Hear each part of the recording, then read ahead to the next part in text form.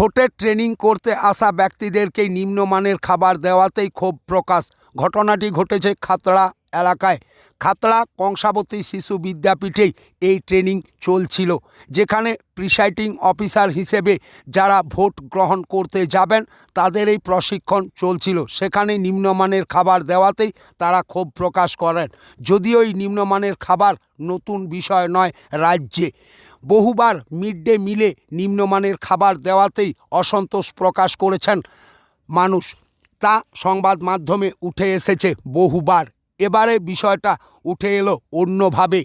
Presiding অফিসারের যে training চলছিল সেখানেও নিম্নমানের খাবার দেওয়াতেই তারা ক্ষোভ প্রকাশ করেন। এ নিয়েই চাঞ্চল্য ছড়িয়েছে বিভিন্ন জায়গাতেই, বিভিন্ন মহলে। তবে কি এই খাবারে কাটমানি রয়েছে এমনও মনে করছেন বিরোধীরা, আর তাতেই অস্বস্তি বাড়ল শাসক দলের। খাতড়া থেকে দেবনাথ মোদকের রিপোর্ট, বাঁকুড়া এক্সপ্রেস টিভি। অসুবিধা বলতে আমাদের অ্যালটের যে এখানে আমাদের টিফিনের বন্দোবস্ত ছিল, সেই টিফিনের মধ্যে প্রত্যেকটা আমাদের যে প্যাটিস দেওয়া হয়েছে তার মধ্যে পোকা, কোনোটা ডেট এক্সপায়ারি। প্রত্যেকটা ক্ষেত্রে তারা এগুলো একটা খাওয়ার যোগ্য নয়। মানুষ আমাদের সরকারি যে অর্থ, নির্বাচনী ফান্ডের যে অর্থ, সেই অর্থ কার সাথে যোগসাযোগ করে কোথায় কে কাটমানি খেলো এগুলো প্রকাশ করতে হবে। এই ধরনের খাবার দেয় কেন তারা? প্রত্যেকটা মানুষ, আমরা যারা নির্বাচন করতে যাব আগামী দিন, তারা কি আমাদের শরীরের কথা কে ভেবেছে? একটু ওনারা কথা ভেবেছে আমাদের কিছু? আমাদের শরীরের সাথে খেলোয়াড় করছে প্রত্যেকটা দিন। সরকারের অ্যালটের টাকা সেখানে বসে কাটমানি খাচ্ছে। প্রত্যেকটা জায়গাতে দুর্নীতি দুর্নীতি দুর্নীতি। প্রত্যেকটা সাথে প্রশাসন জড়িত আছে এবং নেতা এবং প্রশাসন মিলে ভাগ করে খাচ্ছে। এগুলো ছাড়াই কখনোই সম্ভব নয়।